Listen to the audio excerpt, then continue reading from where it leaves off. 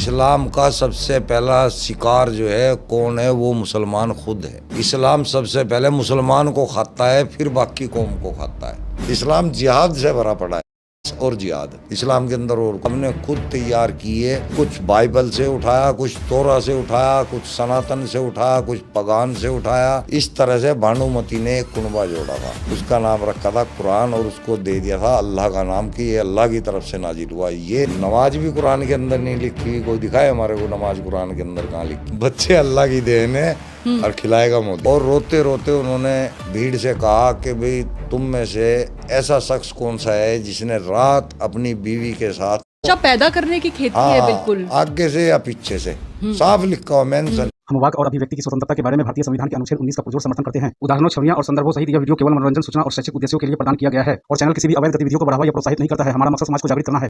जय हिंद दोस्तों, मैं आपका दोस्त तोहफा एक्स मुस्लिम। दोस्तों, हमारे सलीम वास्तिक जी धीरे धीरे मोमिनों की दिमागी अपंगता निकालने में कामयाब हो रहे हैं, क्योंकि सलीम वास्तिक जी का पॉडकास्ट यूट्यूब के माध्यम से मिलियन लोगों तक पहुंच रहा है, जिसका असर भी दिखने लगा है। सलीम वास्तिक जी की बताई बातों पर मोमिनों की महफिल में, चाय की दुकानों में चर्चाएं होने लगी है। हालांकि कई मोमिन उत्सुकता में तो कई मोमिन गुस्से में सलीम जी को लेकर तर्क कुतर्क कर रहा है, और ये एक्स मुस्लिम मूवमेंट के लिए बेहतरीन संकेत है। हमेशा की तरह अपने जाने माने अंदाज में हमारे सलीम भाई इस पॉडकास्ट में भी बड़ी बेबाकी से अपनी बात को रखा है। मेरा मानना है, इस पॉडकास्ट को अगर कोई मोमिन बिल्कुल न्यूट्रल होकर सुनेगा तो पक्की बात है फिर वो एक्स मुस्लिम बन जाएगा। और ये बात मैं यूं ही हवा में नहीं बोल रहा हूँ। एक बार आप इस पॉडकास्ट को पूरा एंड तक देखिए। सलीम भाई की ऐसी ऐसी दलीलें और लॉजिक सुनकर आप हैरान रह जाएंगे। तो चलिए देख ही लेते हैं। सलीम जी, बहुत बहुत स्वागत है आपका। बहुत बहुत शुक्रिया आप लोगों का बुलाने का। आपने बहुत बड़ी बात कही। आपने कहा कि कुरान में कोई ऐसी आयत नहीं है जिसको देखकर कोई भी गैर इस्लामी इस्लाम को कबूल कर ले। है ही नहीं है, कोई भी नहीं है। हमारे को करवाओ कबूल, अगर कोई ऐसी आयत है दिखाओ। आपको करा दो और किसी हिंदू को करा दो, पर कराओ, दिखा के कराओ कि ये आयत है। हम सुनना चाहते हैं कि कौन यानी सी जो आयत। लिखा नहीं है, आप तो बहुत बड़ी बात कह रहे हैं। आप कह रहे हैं जो लिखा नहीं है उसका भी प्रचार हो रहा है। हाँ, वो जो मोहम्मद पे जाकिर नायक जितनी बड़ी बड़ी बातें करते हैं, वो जाकिर तकड़ा नालायक है। वो फंसा नहीं ना किसी एक्स मुस्लिम के सामने अभी तक, जब तक उसकी तुत्ती चल रही है। आपने सरनेम बदल दिया, जाकिर नायक को जाकिर नालायक बना। वो नालायक ही है वो। जिस दिन हम किसी भी एक्स मुस्लिम के सामने उसको बैठा दिया ना, वो उसी दिन छोड़ के भाग जाएगा सब कुछ। वो जवाब नहीं दे पाएगा। वो सिर्फ उनको बोलता है जाके जो उसकी सुनते हैं। एक बंदे ने सवाल किया था सिर्फ पाकिस्तान के अंदर, तब से भागा फिर रहा है जाकिर नायक। पाकिस्तान में जगह नहीं मिल रही उसको। तो सच्चाई बड़ी चीज होती है। एक जमात जिहाद है, वो लोगों के घरों घरों में जाके लोगों को सिखाते हैं, घरों घरों के अंदर जाके, मुसलमानों को भी और हिंदुओं को भी। अबे तुम साले अपनी जन्नत पूरी करो ना, तुम्हारे को लोगों से क्या लेना बे। इम्तिहान देने के लिए तुम आए हो, अपनी जिंदगी को ऐसी बना लो, फट जाओ, जाके चलो जन्नत में। अल्लाह मियाँ तो खुद कह रहा है ना, तुम दीन के लिए मर भी जाओगे तो अच्छा है, मैं जन्नत दूंगा। तो मरो और दफो हो यहाँ से। इसको क्यों नरक बना रहे हो भाई। तुम अपना जन्नत पक्की करो, यहाँ क्या कर रहे हो। क्या आपको कभी इस बात का भी एहसास हुआ कि कहीं ना कहीं जो कुछ भी यहाँ पर हो रहा है उससे पाकिस्तान स्पॉन्सर कर रहा है? हाँ, और पाकिस्तान जो आतंकी वहाँ पर बैठे हुए हैं, जो वहाँ स्लीपर सेल काम कर रहे हैं, आपको लगता है कहीं ना कहीं वो भी स्पॉन्सर कर रहे हैं? इस्लाम के बारे में लोगों को सच बता रहे हैं मुसलमानों को, ताकि इतने लंबे टाइम से जो फंसे हुए हैं हमारे पूर्वज, हम भी फंसे हुए थे, हम चाह रहे हैं हमारे बच्चे ना फंसे। वो शिक्षाओं की तरफ चले जाएं, डॉक्टर बने, इंजीनियर बने, देश के लिए वैज्ञानिक बने, कोई बड़ी बड़ी हस्तियां बने। पढ़ेंगे तो बनेंगे, मदरसे में थोड़ा ही जाके बन जाएंगे। मदरसे में तो निकल गया तो बम फोड़ेंगे कहीं पे, या फिर केले की रेडी लगाएंगे या पंचर लगाएंगे। इससे ज़्यादा तो और कुछ नहीं, क्योंकि ज्ञान ही नहीं लेना कुछ। मदरसों की तालीम पर आपको एतबार नहीं है? वो किसी काम की तो हो ना तालीम। आपने देखा कभी अरबी तालीम किसी इंसान के काम आई हो?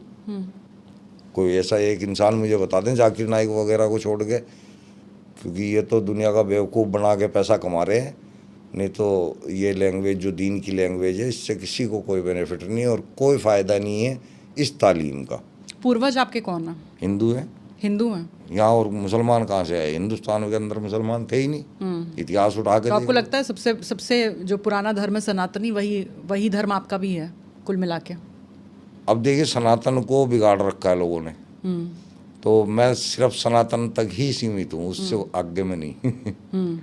सनातन प्रकृति पूजा को कहता है, सनातन कुदरत के बारे में बोलता है, सनातन कर्तव्यों की बात करता है, मानवता की बात करता है, उसको मैं मानता हूँ। वास्तिक से वास्तिक टाइटल का क्या मतलब था, सरनेम? ये स्वास्तिक एक्चुअली हिंदू धर्म से है, और ये एक अच्छा निशान माना गया है।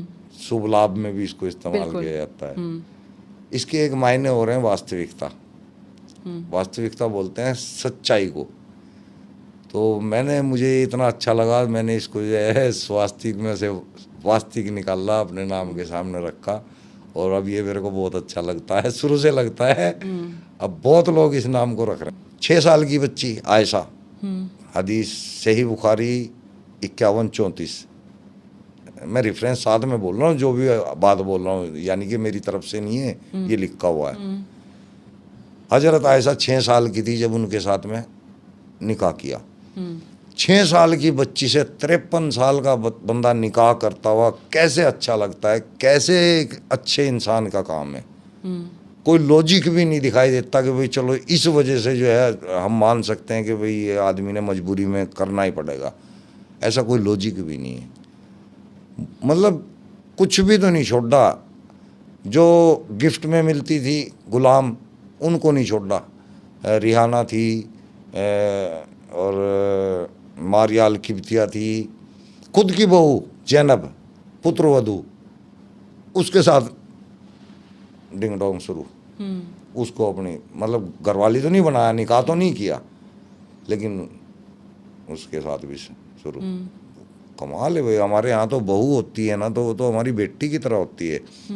हम तो अगर गलती से उसके सिर का दुपट्टा भी गिर जाए तो हम अपना मुंह घुमा लेते हैं, अगर गलती से उसका गला खुला दिख जाए तो हम अपनी आंखों को फेर लेते हैं। मैं बंधी हुई थी, कब्र में नीचे उतार दिया था। अब कब्र के आसपास सभी लोग इकट्ठे होते हैं ना, खड़े रहते हैं मट्टी डालने के लिए। तो ये जो हदीस है मैं बता रहा हूँ, इसका सही बुखारी से है, जो कि कुरान के बाद मानी जाती है सबसे ज़्यादा। सही बुखारी की 1285 नंबर के साथ बता रहा हूँ। और रोते रोते उन्होंने भीड़ से कहा कि भाई तुम में से ऐसा शख्स कौन सा है जिसने रात अपनी बीवी के साथ सेक्स ना किया हो। क्या बात कर रहे हैं आप? जी। तो उनमें एक अबू तलहा नाम के साहबी थे, उन्होंने कहा कि जी मैंने जो है कल अपनी बीवी के साथ सेक्स नहीं किया। बोले फिर ठीक है, तुम कब्र में नीचे उतर जाओ। क्या करोगे? वही हम पूछ रहे हैं कि क्या करवाने के लिए उतारा था भाई, हदीस इतनी है बस। यानी इशारा तो, संकेत तो यही है कि मरी हुई बच्ची को भी बख्शा नहीं जाएगा। मतलब आगे तो लिखा हुआ नहीं है कि भाई क्या कराने के लिए उतार रहे थे, कोई कारण नहीं पता चल रहा कि भाई लेकिन तुम सवाल एक अगर रात आपने के ये पूछ लिया है कि भाई आपने शारीरिक संबंध बनाए कि नहीं बनाए तो आप कब्र में उतरिए, तो फिर हम क्या, इसके क्या मायने और निकाले एक जाए? रात का रुका हुआ बंदा ही क्यों चाहिए था उसको?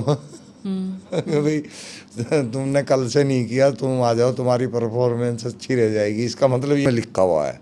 इसलिए हमें यानी पता चल मरी हुई गया। बच्ची भी सुरक्षित नहीं है। अब देखो जी, इसका मायने आप खुद भी देखो, मैंने तो क्लियर ही कह दिया, जो लिखा हुआ है सेम टू सेम। संकेत तो बिल्कुल यही है कि मरी हुई बच्ची भी सुरक्षित नहीं है यहाँ पर। हाँ हाँ, रेफरेंस के साथ बोल रहा है, कोई भी मुसलमान हिंदू कोई भी जो है चेक कर सकता है, लिखा हुआ होगा वहाँ पे। लेकिन तो महिलाओं ऐसी की मानसिकता थी उनकी। महिलाओं के प्रति इस तरह की मानसिकता क्यों?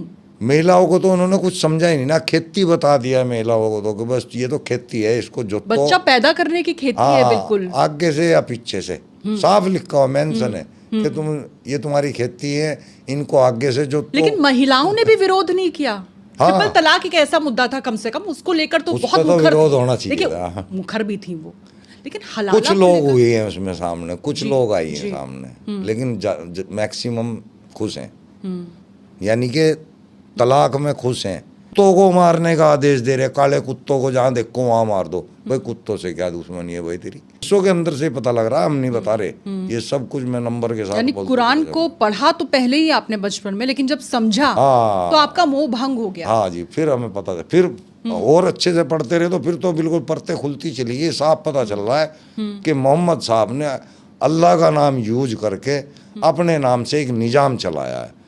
अच्छा, ये मैं वो बातें बता रहा हूँ जो लिखित में है, जो लिखी हुई है। अब इसके अलावा भी फिर मैंने सोचना शुरू करा, यार हदीसों के अंदर मोहम्मद साहब के बारे में इतना गलत गलत कैसे लिखा हुआ है।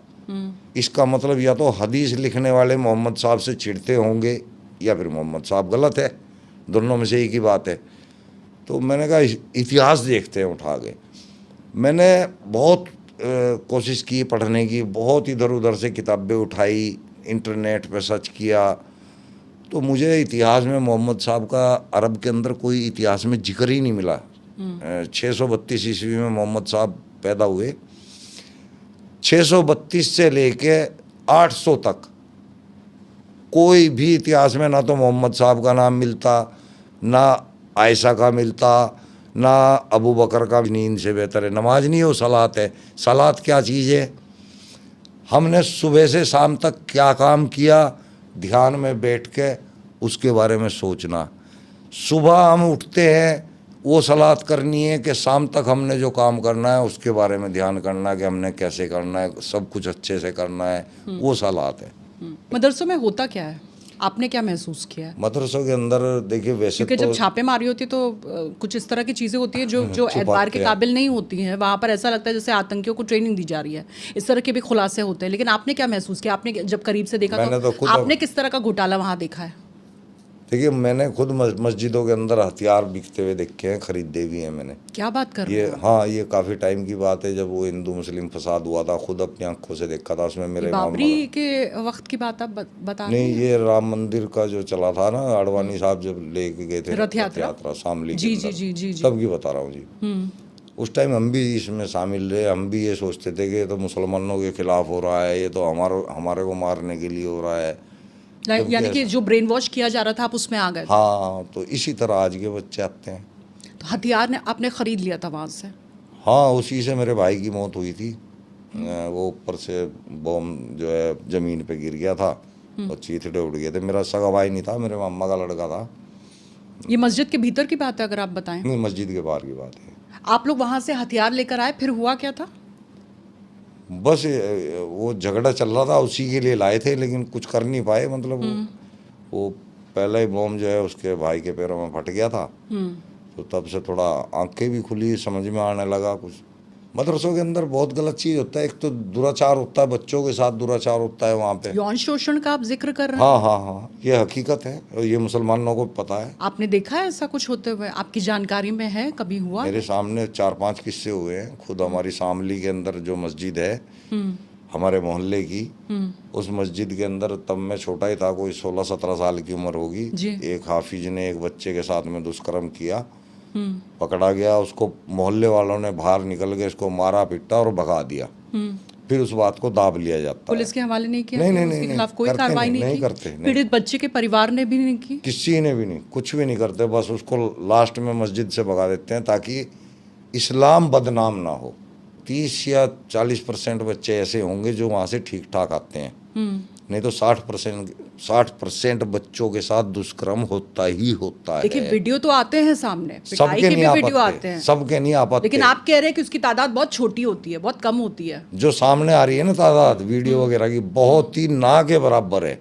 इतने काम होते हैं, यानी कि काम कहाँ, कांड? ये तो आप कांड हाँ, बता वही रहे हैं आप। कांड ही तो है ये। इतने कांड होते हैं, उनमें से कुछ कांड सामने आ पाते हैं, और जो कुछ आए हैं ना वो भी इतने हैं कि हद है उनकी। लेकिन बच्चों को क्यों शिकार बनाया जाता है? अब वो दूर दूर के तो रहने वाले होते हैं मौलवी। मदरसों के अंदर कोई किसी का घर 500 किलोमीटर, किसी का 400 किलोमीटर, किसी का 600 किलोमीटर। अब उनकी जिस्मानी इच्छा जो है वो ये तो नहीं बांध के तो नहीं रख सकते। हर रोज जिस्मानी इच्छा जो है हमारी जागती है, हर रोज। अब हम अपने सामने उस टाइम जो साधन देखेंगे उसी पे कोशिश कर देंगे। मासूम बच्चों पर भी। अब मासूम बच्चों को जल्दी काबू में किया जा सकता है, उनको डराया भी जाता है, प्यार से भी।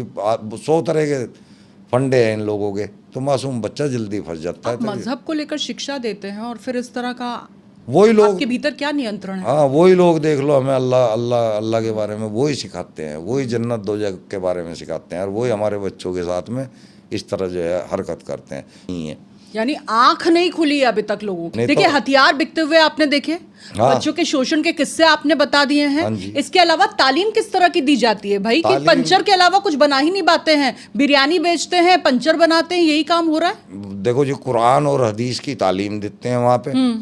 कुरान और हदीस में ऐसा एक भी कोई पॉइंट नहीं है कि उसको पढ़ के आदमी 100 रुपये दिहाड़ी कहीं से कमा ले।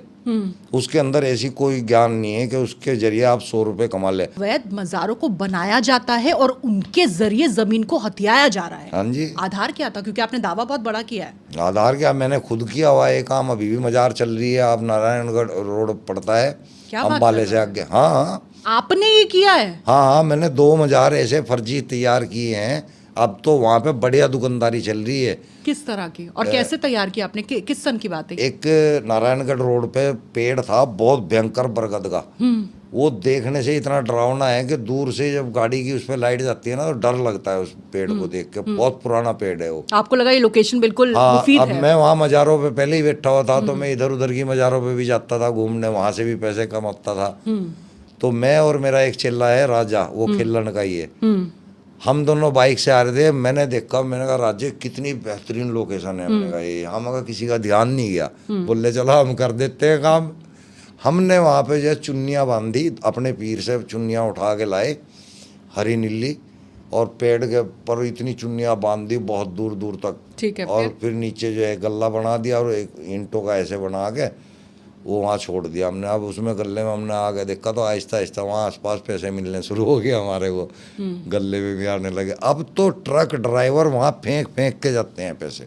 यानी कि आपने रोजगार का एक साधन हाँ, तैयार कर किया मैंने अपने लिए था। इसका क्रेडिट फायदा आपको खुद- देना चाहिए। हाँ। लेकिन ये जो आप स्कैम का हवाला दे रहे हैं, देखिए ये पूरा भारत पूछेगा इस वक्त कि ये तो ये बहुत बड़ा स्कैम है जिसकी तरफ आप इशारा कर रहे हैं। तो क्या वाकई ऐसा हो रहा है? अब मैंने सिर्फ किया है आपने तो ऐसे ऐसा किया? और भी कर रहे हैं, और ये सब ऐसे ही हो रहा है। आधार क्या है? क्योंकि आपने फिर ये भी कहा था कि आप कौन ये से बताओ, ऐसे आप पीर ये बाबा बताओ। हैं जो रेलवे ट्रैक पर वही जाकर कहना चाह रहा हूँ मैं। खतना मोहम्मद साहब की तो नहीं हुई थी, हमारी करवाई है जबरदस्ती। इब्राहिम का वो था, ये मोहम्मद साहब का तो नहीं है, इब्राहिम का है। और कुर्बानी भी वहीं से है। कुर्बान भी वहीं से, उसके साथ आप इत्तेफाक रखते हैं? नहीं, मैं तो उससे भी नहीं रखता। कुरान के अंदर वैसे इस टाइप की कुर्बानी है भी नहीं जिस टाइप की ये लोग यहाँ इंडिया में करते हैं।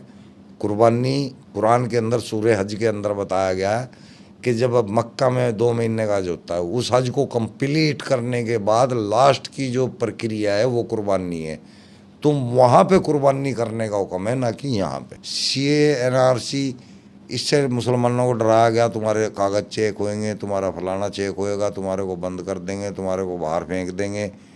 कितने मुसलमानों के कागज़ चेक हुए हैं? आज तक किसी के भी नहीं चेक हुए हैं, ना इनको ज़रूरत है। वो बाहर से जो आएंगे उनके लिए है वो तो इंतज़ाम, आगे के भविष्य के लिए है वो इंतज़ाम। भविष्य में कोई बाहरी आदमी जो है अपने देश के अंदर ना आ पाए तो वो अच्छा है, ठीक है। हमें क्या लेना बाहरी आदमी से, हमें अपना परिवार जो है हमारा यहाँ का जो हिंदुस्तान का है ये बहुत है। तो 72 हूरों का जिक्र होता है, जन्नत का जिक्र होता है, ज़कात का भी जिक्र होता है, उसको लेकर भी आपको आपत्ति है? ज़कात, अच्छा, ज़कात और फितरा एक ऐसी चीज़ है जो मैं कभी ये मानता था कि ये तो इस्लाम के अंदर बहुत अच्छी है, इस पे कोई सवाल नहीं उठ सकता। फिर मैंने देखा यार ज़कात फितरा ये सिर्फ मुसलमानों को ही देते हैं, मस्जिदों में देंगे या मुसलमानों को देंगे। तो ये काहे का अच्छा काम हुआ जो तुम एक नस्ल को ही दे रहे हो स्पेशल?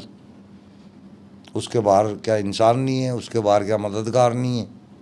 मदद की ज़रूरत नहीं है लोगों को? तो ये भी बहुत बुरा काम है। ये सिर्फ ज़कात और फितरा मुसलमान को ही देता है, तो ये कोई अच्छी चीज़ नहीं है। ये फ़र्क पैदा कर रही है इंसानों में, ये भी बढ़िया नहीं है।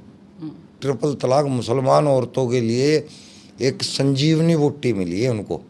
अब उनको उस डर का, उस तलाक का डर नहीं रहा जो चुटकियों में हो जाता था काम, निकल गई वो उससे। ये हलाला भी खत्म होना चाहिए। आप शादीशुदा महिला हैं, मुसलमान हैं, आप शादीशुदा महिला हैं, और आप सिर्फ इस डर के साए में जी रही हैं कि किसी वक्त मेरे मियाँ को ये लग जाएगा, गुस्सा आ जाएगा, हो सकता है मैंने चाय में शक्कर ज्यादा डाल दी हो, और वो एकदम से गुस्से में आ जाएगा और वो 3 बार कह देगा तलाक तलाक तलाक, और फिर हो गया तलाक।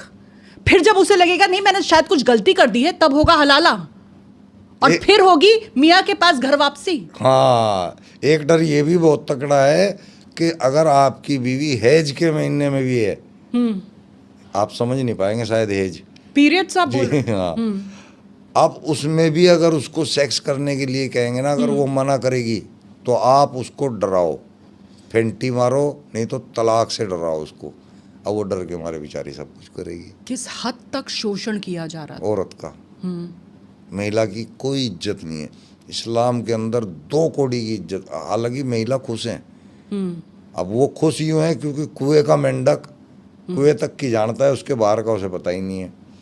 तो हमारी मुसलमान औरतें बुरखे में भी खुश हैं, नकाब में भी खुश हैं, अशिक्षित रह के भी खुश हैं, पिटाई से भी खुश हैं, तलाक से भी खुश हैं, हलाले से भी खुश हैं, जबकि ये सारी चीज़ें उसको खा रही हैं। उसको इतनी भी इजाज़त नहीं है कि वो अपनी शादी खुद कर सके। एक आदमी को पूरी शादी की अपनी इजाज़त है ना, वो कर सकता है, औरत को शादी की इजाज़त नहीं। लड़की अपनी मर्जी से कोई शादी नहीं कर सकती। तो उसको हर जगह बांधा जा रहा है, पर्दे में ढक दिया उसको, उसके ऊपर कोई यकीन नहीं है, साथ में बच्चे को लेके जा। इतनी बेड़ियां, हाँ। इतनी बेड़ियां। मुझे ये महसूस हो रहा है सलीम जी कि अगर आप इतनी बड़ी बात कह रहे हैं कि पीरियड्स के दौरान भी अगर पति चाहे, आपका मियाँ चाहे तो फिर आप पर दबाव डाला जा सकता है शारीरिक संबंध बनाने का, तो फिर कितने बच्चे पैदा किए जाएं? मुझे लगता है इस सवाल का जवाब तो कोई औरत अपने आप से दे ही नहीं सकती है। बच्चे, इसमें भी जो पति चाहेगा वही होगा। हाँ। तभी फौज पूरी लग जाती है आपके यहाँ। बच्चे अल्लाह की देन है, और खिलाएगा मोदी पालेगा उन्हें मोदी। फ्री के राशन के साथ। हाँ, आप मुस्लिम कॉलोनियों में जाके देखो करो, जो राशन के डिपो की दुकान होती है ना, वहाँ सुबह 5 बजे से पहले इतनी लंबी लाइन लग जाती है, बहुत लंबी लाइन। अच्छा। तो गरीब हैं, शिक्षित हैं, जब भी तो ये हाल है। मैंने तो नहीं देखा हिंदुओं को या किसी और अदर धर्म के लोगों को इस तरह राशन की दुकान में लगते हुए, या सरकार की नीति का फायदा इस तरह से उठाते हुए। सिर्फ यही कौम उठाती है, नीति का ये फायदा कौम उठाती गरीब है, है। लेकिन मोदी से बैर है। आपको लगता है मोदी और मुसलमान का जो रिश्ता है, देखिए आप उसे कैसे समझते हैं? मोदी जी बिल्कुल सिंपल राजनीति कर रहे हैं। विकास की, हाँ, विकास सिंपल। की या हिंदुत्व की, नहीं, क्या नहीं, कहेंगे आप? मेरे हिसाब से बिल्कुल सिंपल, जो एक प्रधानमंत्री को काम करना चाहिए। मेरे हिसाब राजधर्म से। निभा रहे हैं वो। हाँ हाँ, मेरे हिसाब से तो देखिए गलती तो कहीं ना कहीं होती रहती है इंसान से। लेकिन जैसे सलीम कि जी, बड़ी बात यही है कि अगर आप कह रहे हैं कि वो सबके बारे में सोच रहे हैं, सबका साथ सबका विकास, हालांकि सबका विश्वास पहले कहा जाता था, अब वो लाइन ड्रॉप कर दी गई है, लेकिन सबके विकास की वो बात कर रहे हैं। अगर मोदी से किसी तरह की नाराजगी है तो फिर जो योजनाएं उनका लाभ लेने के लिए क्यों लोग सामने आ जाते हल लेनी नहीं चाहिए, बायकॉट करो उसका हैं? योजना का। इसको लेकिन लेकर सबसे कभी आपने ज्यादा देखा है लिखते किसी मस्जिद से अजान निकली है, या वहाँ से कुछ इस तरह की बातें निकली हैं, लाउड स्पीकर से ये ऐलान किया गया है कि नहीं, हम किसी भी योजना का फायदा नहीं उठाएंगे? नहीं, ऐसा नहीं अभी होता। सुना आपने? नहीं सुना? नहीं, बल्कि वो तो और माइक लगा के बोल देते हैं कि भाई आज राशन बटेगा, लाइन लगा लियो। सलीम जी वाकई, ओहो, रियल बता रहा हूँ जी मैं। वहाँ ऐसे मुसलमानों को बिल्कुल जाहिल बना दिया, और जाहिल आदमी फिर क्या करेगा, रोजी रोटी को दुखी होता रहेगा पूरी ज़िंदगी। मतलब बहुत दिल करता है हमारा भी कि मुसलमान को अच्छे हिसाब में देखें, हमारी भी इज्जत होगी कि भाई ये भी मुसलमान है। अभी हमारे को कहीं नाम बताना पड़ता है तो शर्म आती है कि मुसलमान का नाम सामने वाले के किस तरह का भेदभाव आप देखते हैं सलीम जी? किस तरह का भेदभाव आप देखते हैं जो आप देख पा रहे हैं, लेकिन ओवैसी या मौलाना या मौलवी ये नहीं देख पा रहे हैं? मतलब मुसलमानों के अंदर या अदर धर्म के अंदर? बाहर जाते हैं, देश के बाहर जाएंगे, भीतर भी आप मुसलमानों के देखते हैं कि लिए किस तरह बहुत का- बुरा होता है ये, बहुत बुरा देखते हैं लोग बाग, वाकई में इनको अच्छे से नहीं देखते। किसी भी देश में चले जाएं आप, हिंदुस्तान में भी अगर कहीं दूसरी बिरादरी में जाएंगे ना, तो मुसलमान को अच्छे से नहीं, ना तो सिख पसंद करता है इनको, ना हिंदू पसंद करता है इनको, ना ईसाई पसंद करता है इनको, कोई भी नहीं करता। नफरत करते हैं अंदर ही अंदर। कुछ लोग ऐसे हैं जो दोस्ती कर लेते हैं, उनको मतलब नहीं होता है इन चीज़ों से, धर्म मजहब से ज़्यादा मतलब नहीं रखते, वो दोस्ती करते हैं। उनके साथ भी कहीं ना कहीं फिर दगाबाजी करते हैं, उनको इस्लाम की नकली शिक्षा दे देकर उनको कन्वर्ट करने की कोशिश करते हैं। ये भी एक जिहाद है। सलीम जी, कहानी क्या थी? आप भी तो वक्फ का हिस्सा थे और आप देख रहे हैं वक्फ को लेकर किस तरीके से आग भड़काई जा रही है। और वैसे जिस तरीके से मंच से बात करते हैं और प्रधानमंत्री नरेंद्र मोदी को टारगेट करते हैं और ये कहने की कोशिश करते हैं कि मुसलमानों को टारगेट किया जा रहा है, वो खतरे में है। आपको लगता है कि मुसलमान खतरे में है इस वक्त? मुसलमानों को कहीं पे टारगेट नहीं किया जा रहा। ये लोग जब इनको टारगेट किया जाता है ना, तो ये मुसलमानों के ऊपर उड़ेल देते हैं सारी कहानी कि मुसलमानों को किया जा रहा है टारगेट। मुसलमान बेचारे को उसको पता ही नहीं है कुछ भी इन चीज़ों के बारे में। उसको नॉलेज, उसे वक्फ बोर्ड के बारे में नॉलेज नहीं है मुसलमान को। वक्फ बोर्ड चीज़ क्या है, इसका काम क्या है, मुसलमान को इतनी भी नॉलेज नहीं है। अगर उसको इतनी नॉलेज हो जाए ना, तो ये वक्फ बोर्ड ही ख़त्म कर देंगे, मुसलमान ही ख़त्म कर देंगे खुद। लेकिन ऐसे देश में सलीम जी, जहां पर यह कहा जा रहा है कि रेलवे से ज़्यादा, रेलवे की बात करें और उसके बाद बाकी चीज़ों की बात करें, इतनी बड़ी संपत्ति वक्फ के हाथ में है और वक्फ को लेकर अब मुसलमानों को भड़काने की कोशिश, ब्लैकआउट, बत्ती गुल करने का भी आह्वान किया जा रहा है। ये तो वो संपत्ति है जो आपको दिखाई दे रही है। एक संपत्ति वो भी है जो कि जिसका असली नाम वक्फ है।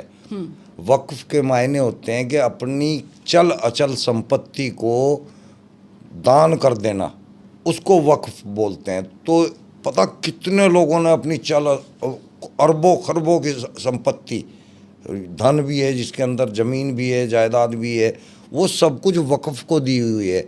वक्फ कहाँ है, वो बेच के खा जाते हैं। किसी को 999 रुपये में बेच देते हैं। क्या इन्होंने 999 रुपये लिए थे? अरबों रुपया लिया है। वो सब मौलाना खा जाते हैं। अंदर की बात है, ये पब्लिक को पता ही नहीं चलता है। और ऐसे एक नहीं, हजारों स्कीम होते हैं। लेकिन जिस तरह से मुसलमानों को भड़काने की कोशिश की जा रही है, आपको लगता है सलीम जी मुसलमानों को ही नहीं आना चाहिए, मुसलमानों को सुनना ही नहीं चाहिए। मुसलमानों को तो खुद वक्फ बोर्ड से पूछना चाहिए कि भाई आप लोग मुसलमानों के लिए क्या कर रहे हैं। वो कब्रिस्तानों की जगह दे रहे हैं, कब्रिस्तानों की जगह खुद की मुसलमानों की है, वो क्या देंगे। मस्जिदों की जगह दे रहे हैं, वो खुद मुसलमानों की है, वो क्या देंगे। ये ईदगाह की जगह है, ये खुद मुसलमानों की होती है, वो वक्फ बोर्ड वाले क्या दे रहे हैं। वो इनकी रिपेयर का खर्चा देते हैं, पर वहाँ से जो कमाई आती है वो कितनी आती है, ये भी तो है ना। किसी गरीब मुसलमान का कभी किसी वक्फ बोर्ड से कोई भला हुआ हो तो हम राजी हैं इसको मानने के लिए। इसी बात का तो जिक्र कर रहे थे सलीम जी प्रधानमंत्री नरेंद्र मोदी भी, कि अगर वाकई में इनके हक की बात की जाती, इनके बारे में सोचा जाता, गरीब मुसलमानों के बारे में, तो आज वो पंचर बनाकर अपना घर चलाने पर मजबूर नहीं हो पाते। यही तो, आप इस बात से इत्तेफाक रखते हैं? हाँ बिल्कुल, 100%। मेरे को पता है वक्फ बोर्ड के पास कितना पैसा। अगर वो पैसा गरीब मुसलमानों के हाथ में आ जाए ना, तो मुसलमान बहुत अच्छी तकड़ी GDP खड़ी कर सकते हैं। इतना पैसा है वक्फ बोर्ड के पास। आप भी तो कभी हिस्सा हुआ करते थे। हाँ। वो कहानी क्या थी सलीम तो जी? मैं तो एक, देखिए, मतलब पाखंड के तहत अपनी कमाई के तौर पे गया था और मैंने वहाँ पे वो ही किया। मैं भी पाखंडी था उस टाइम, लेकिन वहाँ रहते रहते कुछ हादसे ऐसे हुए जिनकी वजह से मेरी आँख खुली और मैंने उसके खिलाफ वहाँ से स्टार्ट कर दिया बोलना। मैं वहाँ मज़ार पे बैठा हुआ था, वहाँ पे कोई गरीब औरत थी, वो मेरे पास आई थी। मैंने उससे 5100 रुपये फीस ली थी। मुझे उसके हालात पता ही नहीं थे कि क्या हालात है। मुझे तो सामने से कस्टमर दिख रहा है। फिर वो दोबारा आई, दोबारा भी मैंने उससे 5100 रुपये की ली, तो दोबारा भी उसने हाँ कर ली देने की। तो जब उसके भाई से मुझे पता लगा कि अपने कानों की बाली जो है किसी के पास गिरवी रख के, तब समस्या मेरे पास लेके आई थी। और उसके बाद जो 5100 रुपये उसने देने थे, तब पता नहीं बेचारी क्या रख के देती। वो मुझे बहुत चोट लगी दिल को। मैं कहा यार कैसे कैसे लोगों के पैसे खा रहे हैं हम यहाँ बैठ के। कितने गरीब लोग दुखी हो के यहाँ पे आते हैं उम्मीद लेके कि हम यहाँ पे जो है उसको आराम दे देंगे, पीर बाबा लेटे हुए हैं, इससे उनको आराम आ जाएगा। वो तो यही सोच के आते हैं ना, उन्हें थोड़ा ही पता है कि हम वहाँ ठग बैठे हुए हैं। सभी बैठे हैं, सारे टोटल ठग हैं जितने भी हैं। जितनी भी मज़ारें आप देखेंगे ये सब पैदा की हुई है, बनाई हुई है, पीर बाबा कहीं है। लेकिन कहा तो यही जाता है सलीम जी कि वहाँ पर लोगों के पास जो मौलाना वहाँ होते हैं, मौलवी होते हैं, उनके पास शिफा होती है। मैम आपने ऐसा कुछ महसूस किया? आपने तो खुद वहाँ पर काम किया। कुछ नहीं होता जी, ये प्रचार करते हैं, हम लोग ही करते हैं। हम जो वहाँ पे बैठते हैं ना खादिम, प्रचार हम ही करते हैं सब।